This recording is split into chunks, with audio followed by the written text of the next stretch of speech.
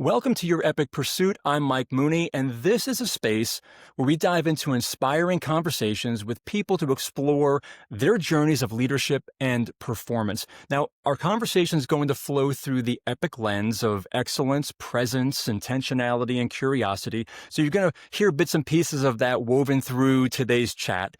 And our goal is really quite simple. We want to provide you with unique insights and empower you with actionable tools to accelerate your journey. And I could not be more excited about today's guest, y'all.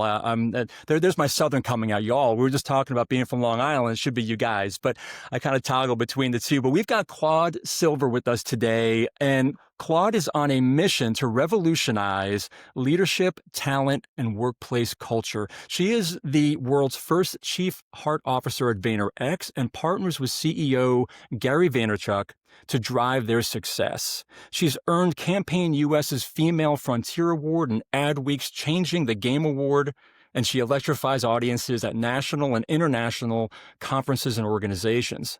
She's also been featured in the New York Times, Forbes, the Wall Street Journal, and she lives in New Jersey with her wife and two young children. And thank you for taking time. I know you've got an appointment right after this with your daughter. How exciting. And Claude is also the author of Be Yourself at Work, the groundbreaking power of showing up, standing out, and leading from the heart. Claude, thank you so much for making time to be here today with us. I'm just thrilled that we can have time. Me too, Mike. Thank you for having me. I'm really, really excited. Thank you. Thank you. There's so much I want to get into here with your journey, your story, just learning more about this path that you've been on, right? This leadership journey and path that we've been on. But I'd love to start with just sort of where you are today at VaynerX. I can't even imagine the pace and the flow of the spinning plates, right? So I would just love to know, like, what is something today? We'll just leave it wide open for you that you were really excited about that's happening within the organization. I love the question. Thank you. Because I'm really present to what's happening today because it's some of it's very exciting. I would say, we've been on this move to embrace a culture of accountability Hmm.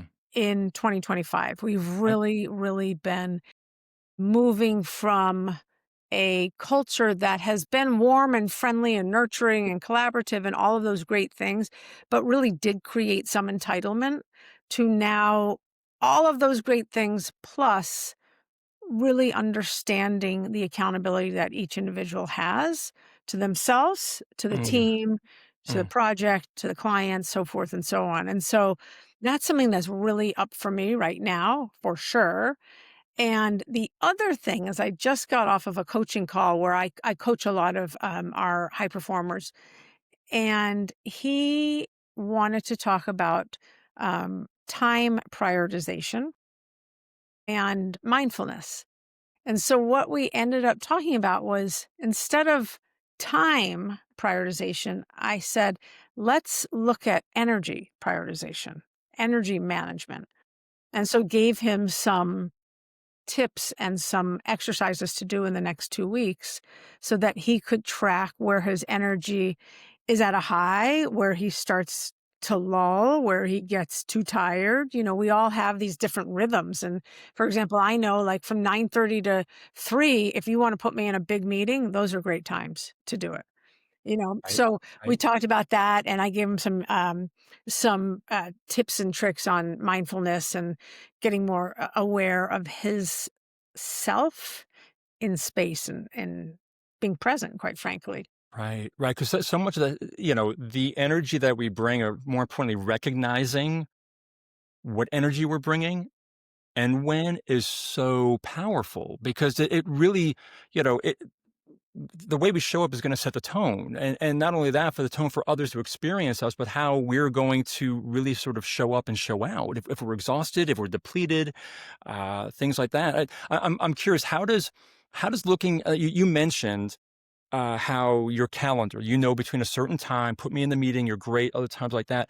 I would have to think that is a great strategy to look at your day perhaps and schedule your day around. So how does somebody, maybe just take a hot second and a high level, how does someone track or figure out where their energy is best or lowest? Yeah, so I mean, it's a great question, and exactly what this gentleman and I just went into. So Yeah. basically, start with 2 hour windows. 9 to 11, 11 to 1, 1 to 3, 3 to 5, however long you work, and have an alarm so that you can set an alarm for like 10. If it's 9 to 11, 10:30. Where's your energy? Just mark that down and do that for a week. 1 to 3, where's your energy? When did you go get coffee? When did you eat lunch? Did you get tired after lunch? Did you have where did your anxiety spike? Mm. Those types of things, and just track it for a week, but you have to be consistent with the hours and tracking it every day, and then you can see like, "Oh, yeah, okay, at 3 o'clock, I really do get a lull, and either I Yeah. need caffeine or I need not to be working on, like, massive strategies." Right. You know? Right. Right. So it's, like, super easy to do, and then when you have the patterns in front of you, which you will have a pattern, then start to control your calendar because so often our calendar controls us. That's what we think. But no, we are in control of our calendar. We are the CEOs of our own self, and I am in charge of my calendar. And when I got that years ago, I was like, oh, yeah, I don't have to have that meeting then, or I can ask to push that meeting. Yes. Yes. I actually saw a statistic. I saw it online, so it must be real. But I did look it up. They said that essentially 80% of all meetings can be rescheduled if people ask. Yet how often do we make that ask? We feel when that meeting request comes in and it's not at a great time or is sandwiched between two other, high priority meetings and you need some time to regroup, but you feel this pressure to have to say yes instead of just raising your hand to say, is it possible Yeah. to shift that time? That's You know? exactly right. And Yeah. Yeah. that's, I think, another thing that's really on my mind right now, which is just in the empowerment that you have to give yourself, and that I want our bosses, our managers, our leaders to encourage people, to remind them that they are empowered to speak up. No one can speak for you, though. So you have to learn how to take up space and to use your voice. And the only way to learn that is by trying. Doing it, getting uncomfortable. And I would imagine it's funny. I was thinking that very thing because it's easier applied at certain levels within an organization. I think the further you're sort of rolling towards your early, career starters, et cetera, it's more difficult for them. It's almost like they're in a people pleasing mode to A try thousand to percent. earn the respect Yeah. and do And whatever they have to do. which makes so much sense on paper. It doesn't Mhm. make a lot of sense to me on heart or when it Yeah. comes to humanity, but Yeah. I do understand how we're all programmed, and we all at some point in our life, maybe many times, maybe once, we want to fit in. We feel like if we can fit in, we've made it past first base, right? Right. Right. And So that, true. oh gosh, it's just fictitious. It's really, I don't believe in the concept of fitting in. I really don't. I think it's very, can be very dangerous. Mhm. It can to the individual and the organization. I think that the challenge is not everybody has had maybe either the experience in their life or has invested the time to explore who they are. Right. Yeah. I think that there are a couple of different things. There could be crossroads in our lives where we have an experience or an activity or what have you that forces you into like, whoa, I know who I am and Yes. I can dig into this and I found something in me I didn't know I had. And then there are times when people may not have had that or they've had it, but just they weren't present to pick up on the opportunity, but they don't take the time to invest to figure out who am I? What do I stand for? What am I about? What's my fiber? That, and I'll say there are people that are not as entitled as you and I are, Hmm. that might be people of color that feel like they have to code switch, that don't feel like they are the majority and they have to speak up. And that's very difficult to do. Or people that, for example, have different uh, ways in which they pray. in the workplace and need to speak up and say, I need a place to go and pray and 3 times a day. That's right. Those are hard things to Yeah. say depending on who you are. So no matter who you are and where you come from, and if you have a protected characteristic or not, we all want to fit in. Yeah. We Yeah. all feel like this need to fit in. And when you can let go of that need and recognize that the organization has a massive responsibility to adapt and adopt you, I think you can let go of that weight on your back. Exhale a little bit. Yeah. Yeah, you can Yeah. exhale and be like, oh man, I can stand a little bit straighter right now. So, so true. So Claude, shifting over to, and I think that I thank you for diving into that space because I'm a big believer in that as well. For me, I was going to ask you kind of tongue in cheek. So where does the power nap fit in? Because I'm a huge fan. I know. Look, I'm up at Sure. 5 a.m. Have my quiet time, work out, have my breakfast. I got my morning schedule. I am like a rocket ship in the morning. But you get to me about 2 o'clock, and I need just 15 minutes. Just Yep. give me 15 minutes. Put the timer on, let me just read. Sometimes I don't even, it's not even napping. It's just sort of letting things process and flow. And then I'm ready for the balance of the day. There you go. And there Yeah. are quite a bit of people that need a power nap or they need a timeout. Rock on. That's great. That's great. I mean, we do it in kindergarten, we do it in preschool, or Right. Why not? we're just Just humans. you just got to find a good place to do it. Your A good desk place to do probably it. isn't. It might be frowned upon. However, all that being said, so with the accountability piece, that's an interesting one too, because like you said, maybe you felt like it went a little too far. Now, what are those conversations like? I'm just curious about, like what are those like? The tone, the messaging around, hey, listen, we may have gone on the pendulum over here. We need to kind of bring it back over to here to find a bit of a happy medium. Uh, but is it a difficult one to have? Are people receptive to it right now as well? Yeah. So I'll tell you what we did from a macro point of view is we created foundational and functional core competencies. Foundational competencies are behaviors which only you can control, and they are accountability, communication, growth mindset, and leadership. No matter who you are in the organization and the department that you're in, you have your own you have your own way of achieving those 4 things. And then you rise up through the ranks and they get a little bit bigger. So for example, if you are just starting out, one of your core competencies around accountability and communication could be learning how to be a bigger person in every situation. When you get to be a director, you are the bigger person in every situation, those types of things. So we did it at scale.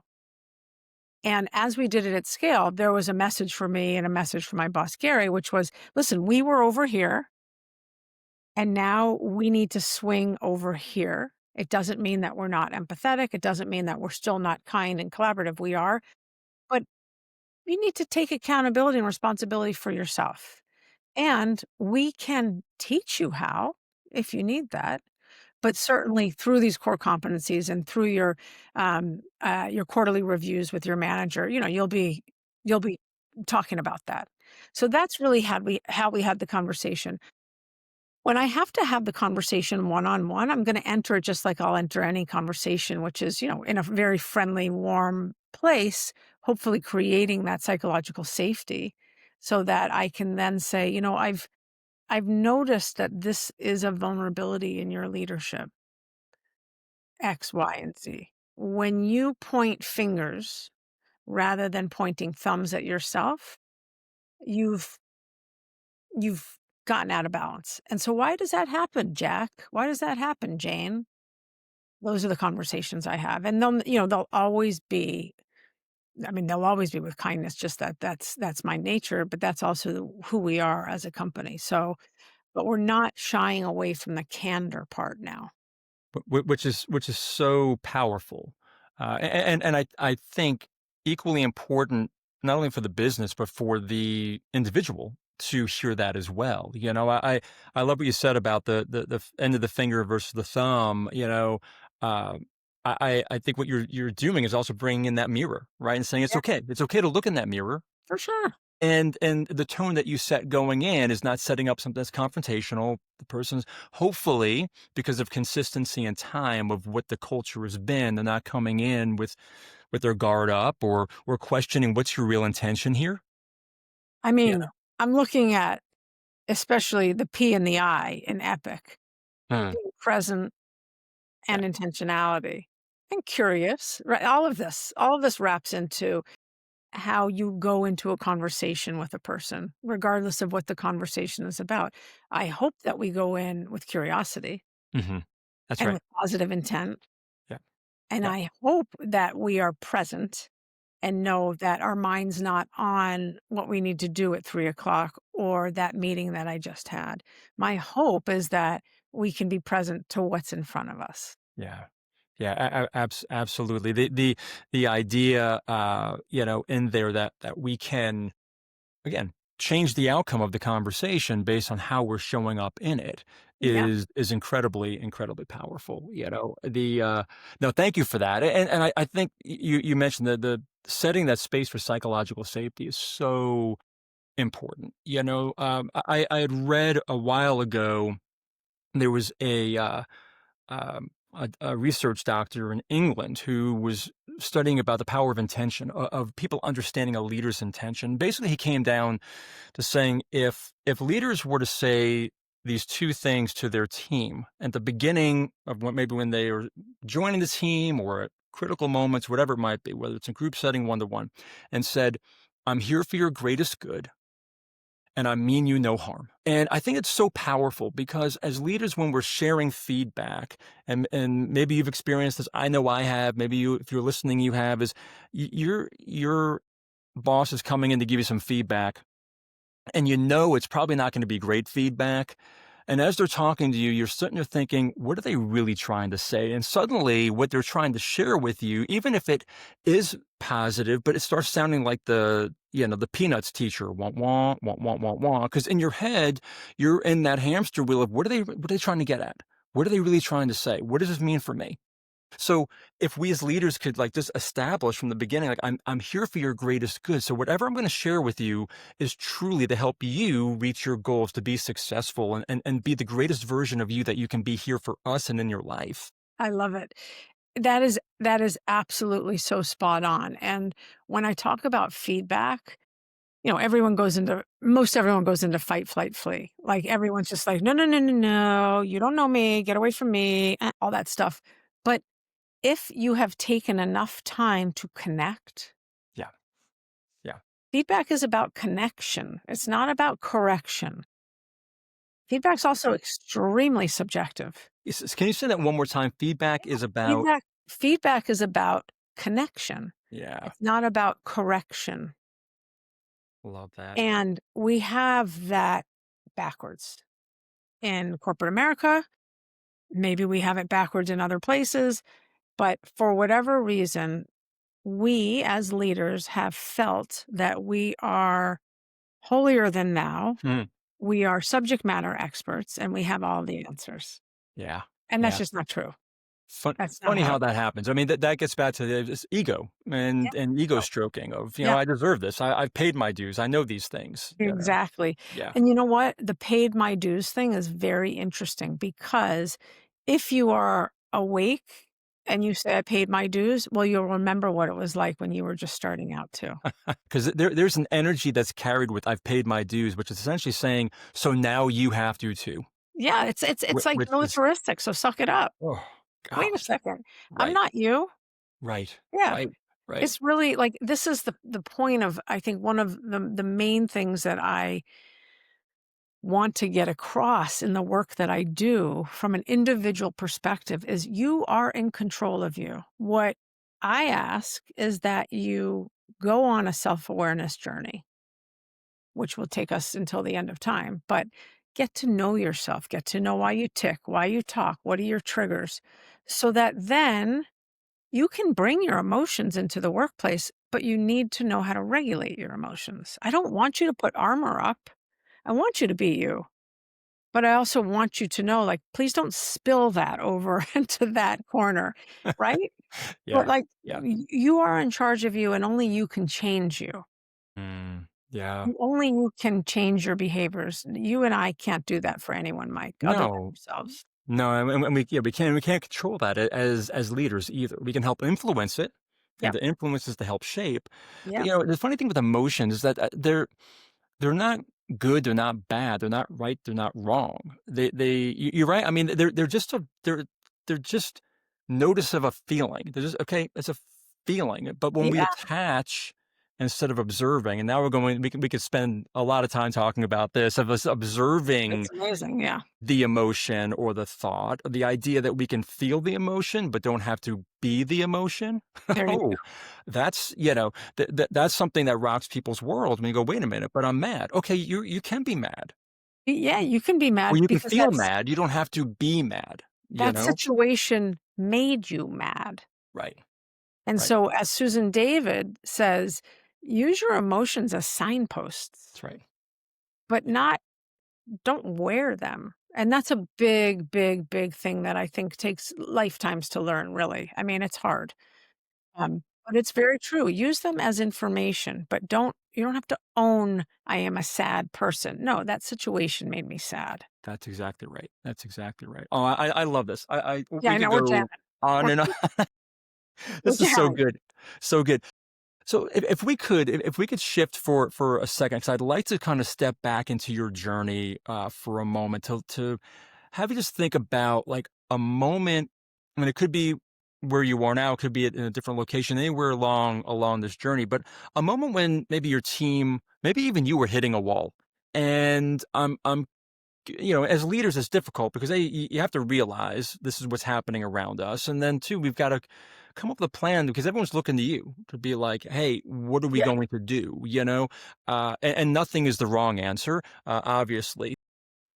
I'm curious, though, if there was an unconventional or just a different approach that you might have taken that actually created a breakthrough Mhm. for you or your team. So, I mean, I'll say 11 years ago, I started at VaynerMedia with Gary, and I was hired as the first SVP, and I ran what we called at that point client strategy. I had been a strategist for many years at other agencies. So I ran client strategy, I ran our largest account. Basically, I was like one of the third oldest people there, probably is why I had a lot of lived experience and professional experience. And a year into that journey, I hit a massive wall and I lost the love I had for advertising. I no longer cared how to get this into your hand. Mm, I just didn't. I didn't care if it was green or blue, if it was in cursive or the font was in sans serif. It didn't matter to me, and I didn't wanna be in any more conversations like that. However, I loved the team. I love building teams and fostering them and co-cultivating them and then sending them off. So, before I went to Gary, I found a coach. And I said, "Listen, I think I'm about to pivot my entire life right now, and I need some help with that." So we worked together on kind of like what where where are my strengths? What did I wanna do? And I went to Gary and I said, "I wanna thank you so much for this job. I mean, it's great. You're great. I love it here, but I no longer wanna do advertising." And he said, "What do you wanna do?" And I said, "I only care about the heartbeat here." That's how we got to heart. is that right? Oh, Was that that's a moment. moment? Yeah. And he said, "Well, I need you to do this job for 18 more months."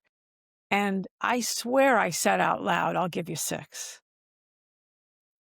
And 6 I did, and I found my backfill, and I left the organization. For 3 months, for the first time in my life, in my adult life, I had 3 months free. I didn't have a job. I didn't have emails coming at me left, right, and center. And he called me back. We had breakfast, and we sat down, and he said, "That's it. You're coming back. You're gonna be chief heart officer." And I knew what that was because that's Wow. who I am. Yeah. It's a great title. It's who I am. it's also how he had been using me in many ways as well, being that person that had a lot of experience. And so I said to him 3 things. 1, "Awesome, I never wanted to do HR." And he said, "That's cool. You're gonna hire a very strong team around you, and then you will sit in HR," which is true. I said, "What are we doing here? I've been here 16 months. Like, what are we building?" And he said, "We are building the single greatest human organization in the history of time." And I was like, "Yeah, sign me up. So 'Cause I'll I'm be in. doing that for a long time." Yeah. Right. And then I said, as anyone would say, "How do we know if I'm successful? There's no Mm, job description." right. And he said, "You'll touch every single human being and infuse the agencies with empathy." And that was we were 400 people, we're 2,500 people globally now, and so that was mine to figure out. So that was a moment in time where I was absolutely burnt out and crispy and needed to make a change that only I could make. And look at look at the wonderful alchemy that happened from that. Well, I mean, that that is, an absolute, like, masterclass on being true to yourself, being respectful of the organization and what you love about it, but recognizing the situation that you're in, yet also this beautiful release to say,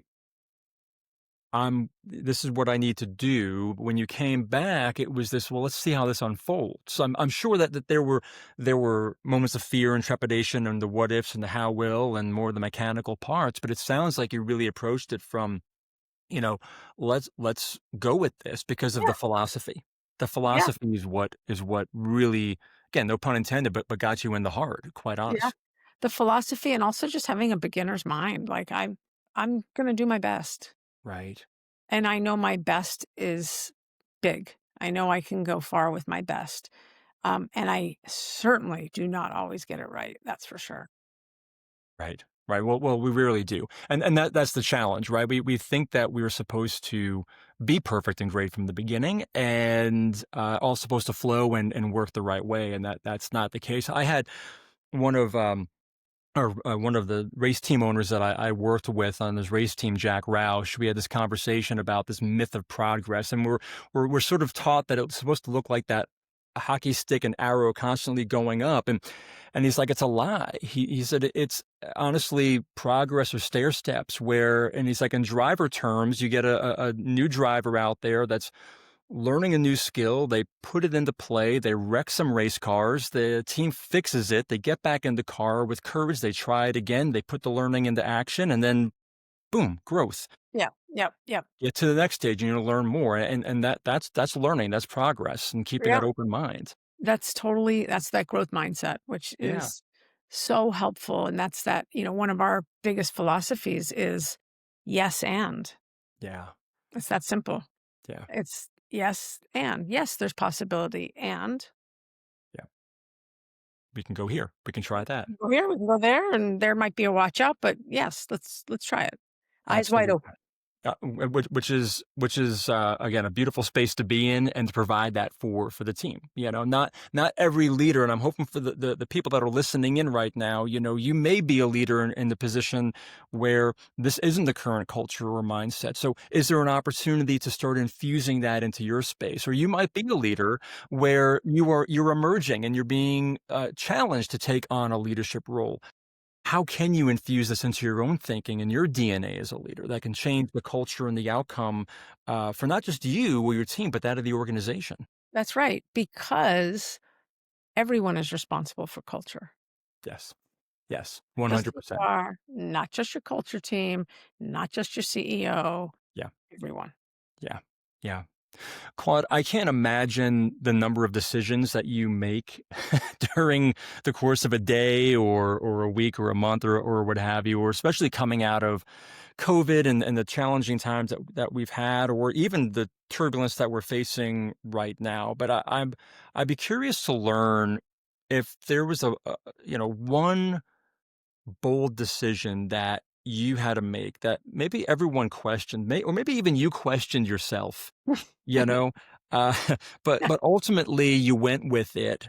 and it transformed your own trajectory as a leader? Think the one that really sticks out and really has to do with this conversation is when I could admit that I wasn't being as candorous and honest with folks as I could have been, and that I was Oh. creating entitlement and coddling people. That is what I will say. When it finally came to me, in my face, I had to chew on it and swallow it, digest it, and say, "Yeah, I have done that, and I'm not gonna do that anymore. I'm still gonna be me. I will still spread empathy. I will still absolutely make you feel seen and safe and that you belong, because that's just it.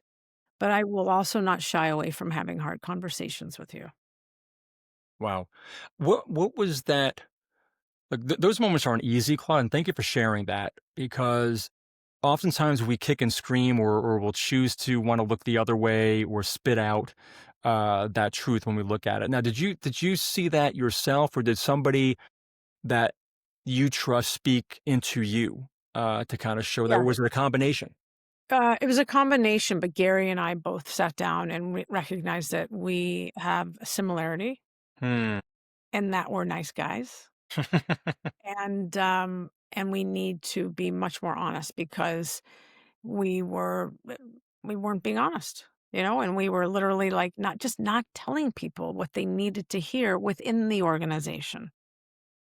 So, I'm very thankful to him and he calls me out on it to this day.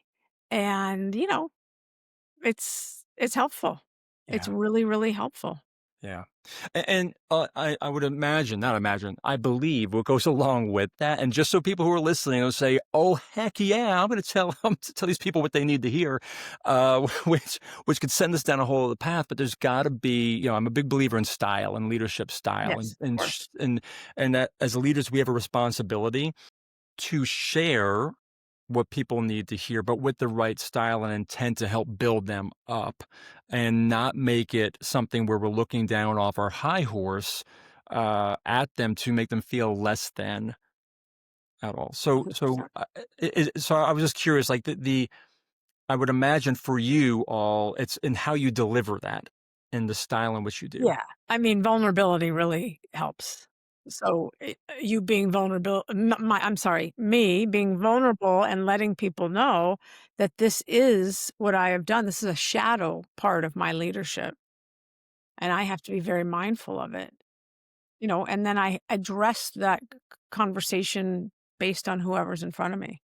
Mm. I don't expect, I would never, people don't have to come to me. I need to meet them where they are. And that's my job. That's literally my job. For other people and other roles, they have to go to the ball. For this role in particular, I can go to them and we can go to the ball together. I love that. I love the vulnerability in that. I love the example that's being set.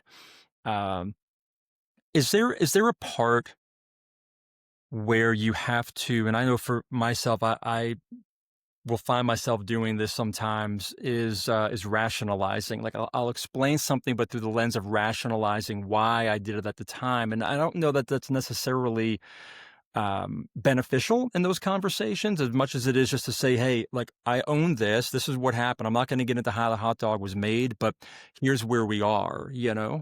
Yeah, I think I've learned this from Gary, I think for all the years I've been with him, which is like I can rationalize it all I want, but like let's just take accountability and move on. Like you know what I mean? Like I can rationalize it with my best friend. I don't need to rationalize it in the workplace unless it's something that just, means the world to me and I have to actually tell you why I put my 2 cents in. But most of the time it's like I get it. Let's move on. Yeah. Yeah. Yeah. I often think that rationalization is the third survival skill. You have fight, flight, or maybe it's the fourth. You have fight. Flight, Yeah, flee. right. But Yeah. then or freeze is the other Freeze. that I Yeah. hear. But then the Please. fourth is rationalization. Rationalization. Like, okay, did I just did that to make myself feel good. And then what? I'd second guess it. Yeah. I'd Exactly. second guess it. So we're funny, Exactly. us human beings, and we're I say it all the time, like we're wonderfully messy. Mm. No, Yeah. we are. Yeah. We're just trying to figure it out. Yeah. And oftentimes we can look up to people to help us figure it out. And then oftentimes, listen, we're going to fail a million times, but we're going to stand up a million and one time. And that's That's the the key. key.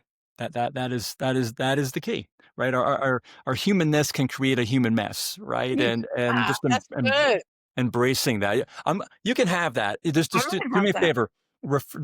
Just have my name on that the first 3 times, and after that, it's all yours, Claude. I love All it. yours. Uh, I'm going to do that. no, but it is true, and embracing the humanity, and that we're all learning.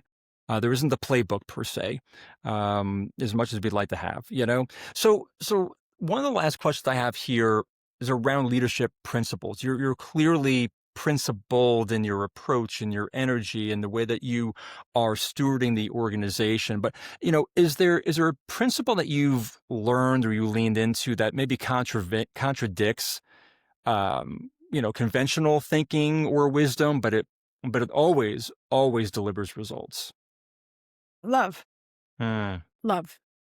And a person can translate that any which way they want.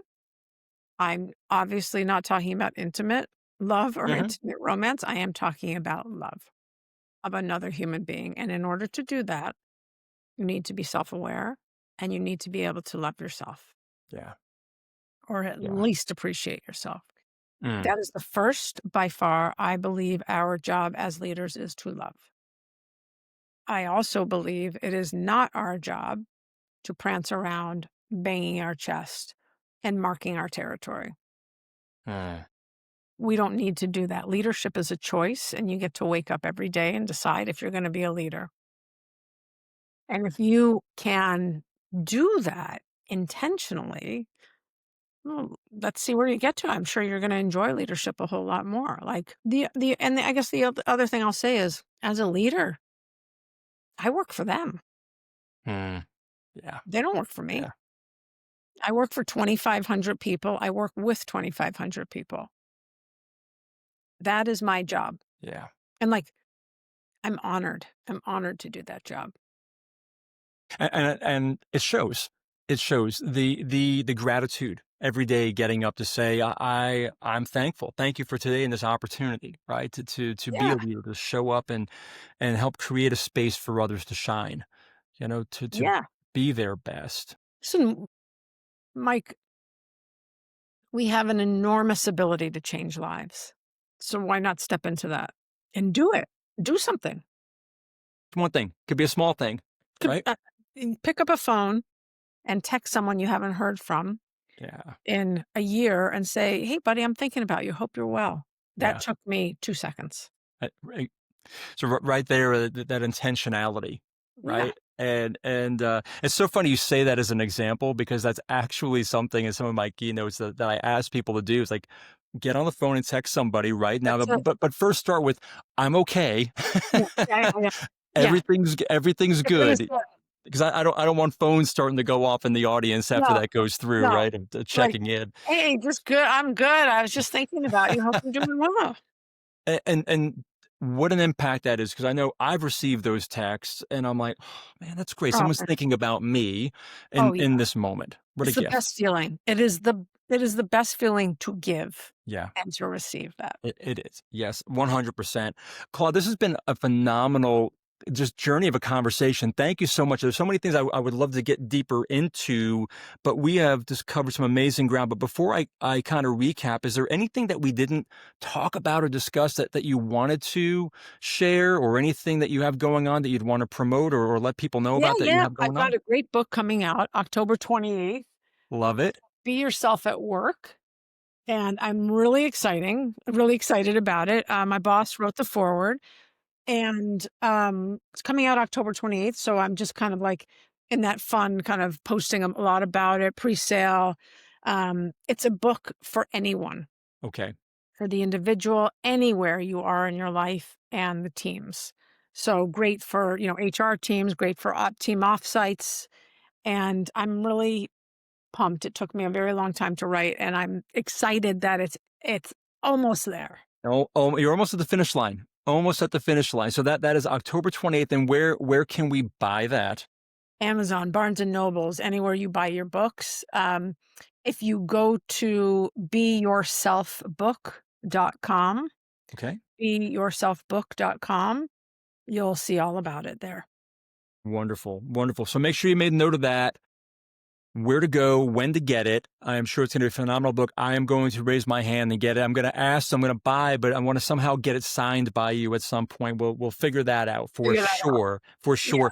But Claude, again, this has just been an absolute treasure trove of insight on how love wins and how we as leaders, if we show up with that first and trying to bring people in instead of looking down, the difference we can make. So some of the notes that I had here to the conversation. So if you're listening, go ahead and, jot these down. You can go back in and listen to them again as we dug in. But this idea of, listen, embracing a culture of accountability, wherever you are within the organization, accountability is not a bad thing. It actually could be alignment. It's realigning to the goal and how we treat each other as colleagues in the moment. So embracing that. I love the message around, energy management versus time, and setting up that weekly little chart of like, where am I feeling a peak? Where am I feeling a lull? Where am I going for that Monster Energy or that coffee, and mark those times, right? And start thinking about that. I mean,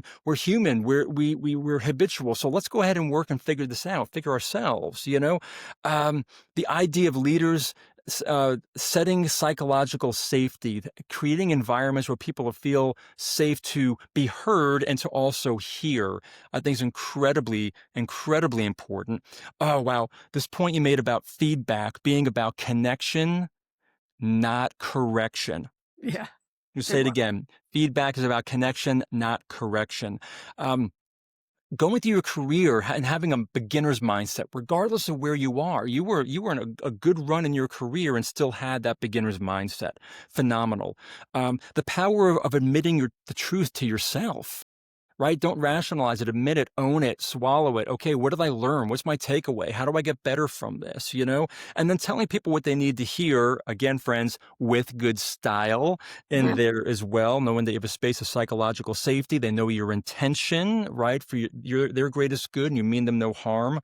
Meeting people where they are when you have to own something is so powerful. The recognition that leadership is a choice and you work for and with your team.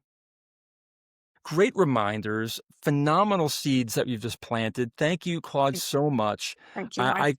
I am just grateful and honored to have had this time with you and to have learned this as well. And for those of you who have been joining us on this journey today, I truly hope that Claude's experience, her journey, her wisdom, going to help fuel you, right? To be that high performance vehicle within that we know is within all of us. And she's giving us keys today that are going to help unlock and start that for your pursuit starting now. All right. So please drop your thoughts in the comments. Let us know what resonated with you. What are you going to put into play? What are your thoughts?